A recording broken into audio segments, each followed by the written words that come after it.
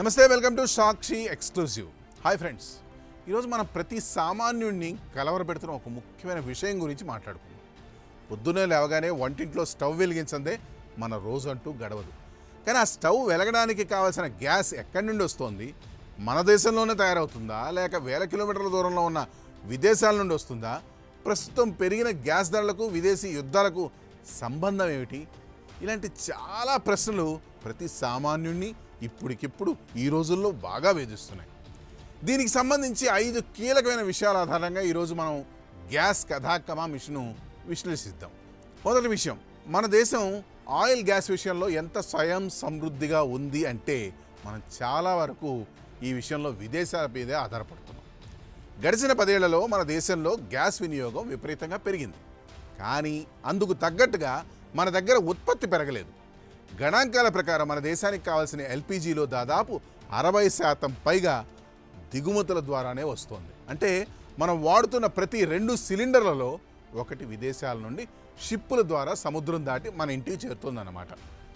మరి గ్యాస్ అంతా ఎక్కడి నుండి వస్తుంది? ముఖ్యంగా గల్ఫ్ దేశాలైన Saudi Arabia, Qatar, UAE, Kuwait నుండి మనకి అత్యధికంగా గ్యాస్ సరఫరా అవుతుంది.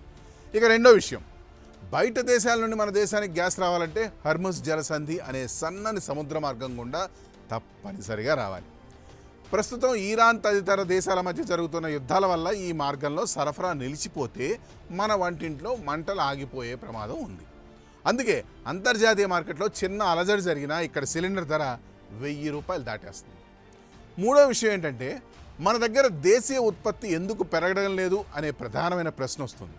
మన దగ్గర గ్యాస్ నిల్వలు లేవా అంటే ఉన్నాయి, కానీ వాటిని వెలికి తీయడం చాలా ఖర్చుతో కూడుకున్న పని.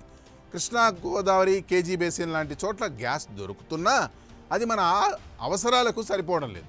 అందుకే మనం చమురు ఉత్పత్తిలో బాగా వెనకబడి ఇతర దేశాలపై ఆధారపడుతున్నాం.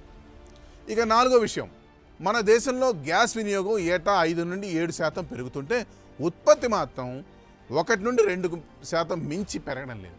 ఈ గ్యాప్ను పూడ్చడానికి మనం ఏటా 1000 కోట్లు విదేశీ మారక ద్రవ్యాన్ని ఖర్చు చేస్తున్నాం.